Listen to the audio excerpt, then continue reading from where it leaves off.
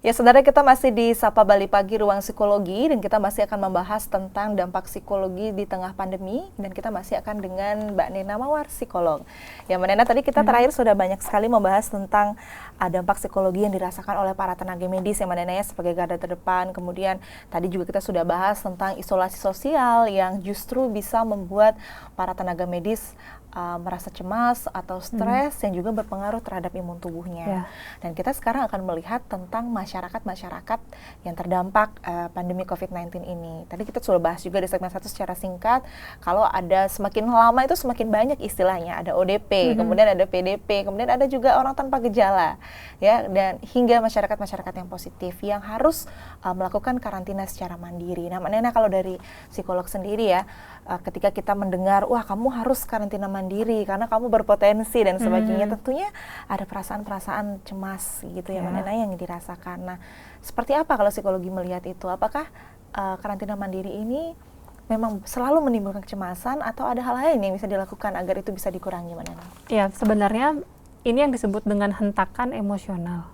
Hentakan emosional itu adalah suatu reaksi terhadap berita yang nggak nyaman, berita yang buruk yang belum siap kita terima gitu.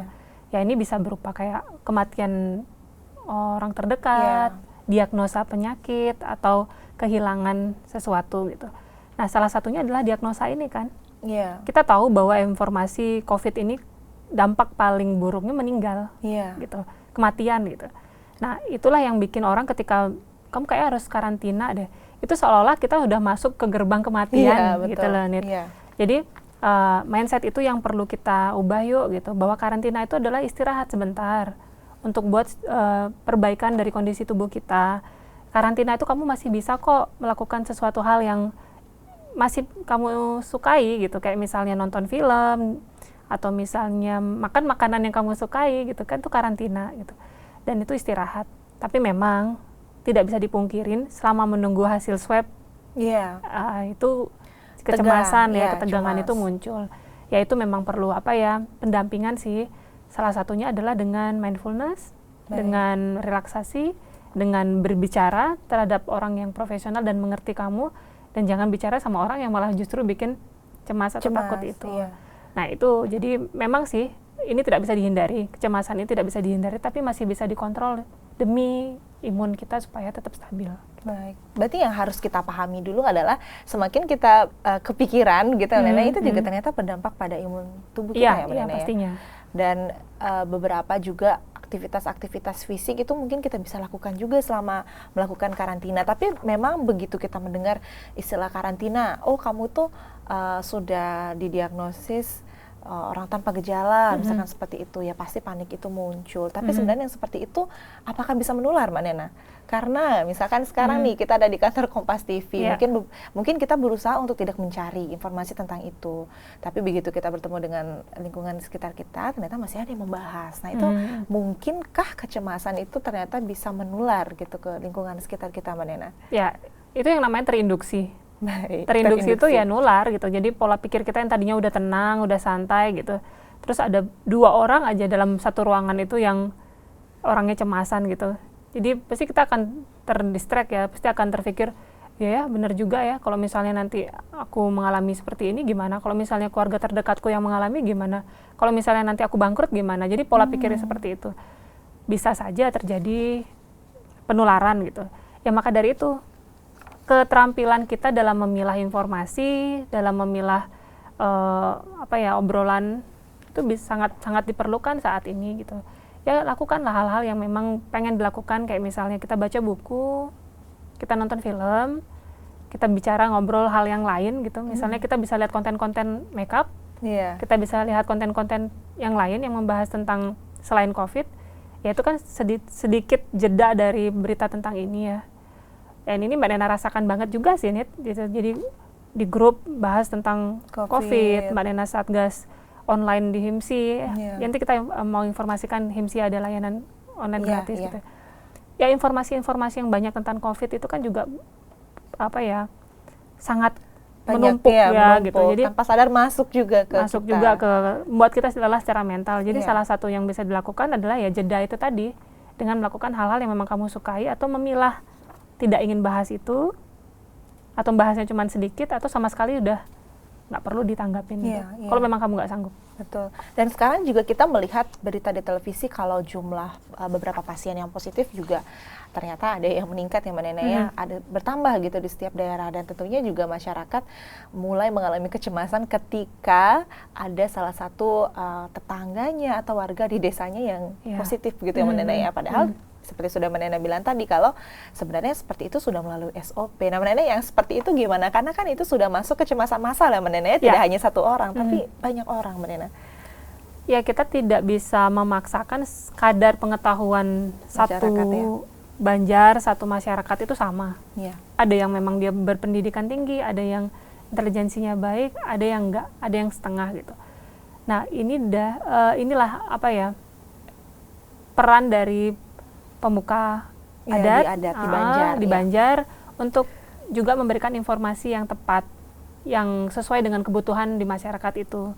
Misalnya dengan melatar belakangnya dengan budaya ya, atau misalnya mendekatkan dirinya tuh dengan pendekatan agama misalnya, kalau bahwa orang yang menyebar fitnah ya tidak baik segala macam, itu silahkan sesuai dengan kebutuhan di lingkungan tersebut. Nah dalam hal ini beruntungnya di Bali kita punya pecalang. Iya betul. Ya jadi yang bisa untuk bantu mengingatkan pakai masker, mengingatkan untuk tetap menyambut beraya dengan cara yang baik dan dibatasi jumlah orangnya gitu, dan sebagainya. Dan apa namanya, ini kita perlu sekali dukungan dari pemuka adat untuk bisa memberikan informasi sesuai kebutuhan, pendekatan lah ke mereka bahwa enggak, kalau tenaga medis itu sudah dengan SOP yang baik, dan dengan kita melakukan mentaati aturan atau anjuran pemerintah tentang COVID ini, cuci tangan, kemudian kurangi berkumpul, kemudian tetap makanan sehat, berpikir yang baik, Mbak Nena rasa semua orang bisa saling menjaga satu sama lain. Baik, jadi memang kita juga karena yang seperti ini, karena tadi kita sudah bahas kalau kecemasan itu bisa juga menular ya, kita sebaiknya mulai membekali diri kita dengan informasi positif yang tepat begitu, sehingga kita bisa menekan kecemasan untuk diri kita dan juga lingkungan sekitar kita. Itu soal masyarakat Mbak Nena. Nah kalau kita kembali lagi nih sebagai salah satu garda terdepan juga ya Mbak Nena ya, Mbak Nena sering sampai saat ini bertemu dengan pasien-pasien atau dengan masyarakat di rumah sakit maupun klinik tempat Mbak Nena praktek. Nah, sampai saat ini sebenarnya apakah kecemasan masyarakat itu sama Mbak Nena atau benar-benar tinggi semua dengan adanya pandemi ini? Sebenarnya bisakah kecemasan itu dibatasi Mbak Nena? Ya, ini ada yang disebut dengan resiliensi. Resiliensi itu adalah kemampuan seseorang untuk keluar dari badai permasalahan, kemampuan seseorang untuk bisa keluar dari permasalahan, dan setiap orang itu punya kemampuan resiliensi yang berbeda-beda. Unsur-unsur dari resiliensi itu ada 7, tapi beberapa akan Mbak Nena bahas. Salah satunya adalah dengan empati, dengan regulasi emosi, dengan analisa masalah, ya, dengan kontrol terhadap impuls gitu. Apa itu regulasi emosi? Adalah kemampuan kita untuk bersabar, kemampuan kita untuk kelola emosi, kemampuan kita untuk bisa mengatasi permasalahan ini dengan cara terbaik gitu. Kemudian kalau yang kontrol impulsif itu, kita kan kadang-kadang kalau dalam keadaan panik itu bersikap yang tanpa berpikir ya, kayak misalnya ngamuk, marah, panik mukul, buying mungkin juga salah satunya itu. Dan dengan kontrol impulsi itu kita bisa untuk menahan diri untuk bersikap yang terbaik yang bisa kita lakukan. Kita semua dalam keadaan yang lelah, kita semua dalam keadaan yang capek, kita semua dalam keadaan tertekan, tapi kita masih bisa punya kontrol untuk impulsif kita. Kemudian menganalisa masalah, yuk kita analisa apa yang bisa kita lakukan dalam situasi seperti ini, apa yang bisa kita perbuat untuk bisa tetap bertahan, apa yang bisa kita lakukan untuk tetap waras, gitu ya, apa yang bisa kita lakukan untuk tetap sehat secara fisik, itu analisa gitu. Dan yang berikutnya adalah dengan itu tadi apa namanya, empati. Kita pikirkan juga perasaan orang lain. Kita pikirkan juga perasaan teman kita, keluarga kita gitu. Nah jadi pertanyaan Nitya tadi, dalam praktek Mbak Nena sehari-hari dalam menemani klien atau pasien di rumah sakit, beda-beda nggak beda, tergantung kemampuan dia terhadap resiliensi ini. Jadi ya dukungan keluarganya kah, pengalaman hidupnya juga berpengaruh. kalau dari tenaga medis tentunya resiliensi juga didukung oleh dukungan sosial tadi yang sudah Manena jelaskan ya. Iya, karena saat ini juga ketika kita berbicara tentang COVID-19 ini sudah tidak terus membahas tentang gejala-gejala fisik, tapi juga sudah mulai masuk ke masalah-masalah psikologis begitu ya Manena ya. Nah, kalau Manena sendiri, kalau selama Manena praktek, ada nggak tenaga medis juga yang sharing ke Manena? Banyak. Jadi itu salah satunya adalah jenuh. Baik. Jenuh ya, COVID mulu, bayangkan udah berapa bulan nih kita COVID terus gitu. Yang kedua dengan pakaian itu ya yang ngap banget ya, pengen rasanya lega, atau mungkin dia pulang dari praktek atau pulang dari menangani klien tuh rasanya pengen teriak, udah selesai nih gitu ya.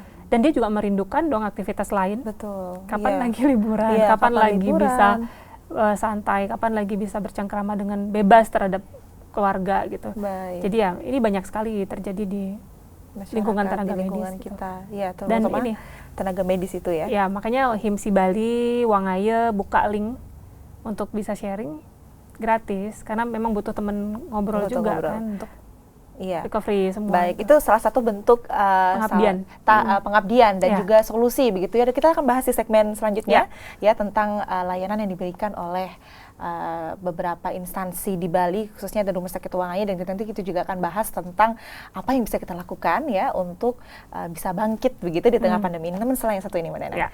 Dan saudara, setelah ini kita masih akan membahas tentang dampak psikologis selama COVID-19, dan kita akan membahas lebih lanjut tentang tips atau apa saja yang bisa kita lakukan di tengah pandemi ini untuk menjaga psikologis kita tetap baik. Untuk itu jangan kemana-mana, tetap di Sapa Bali Pagi, Ruang Psikologi.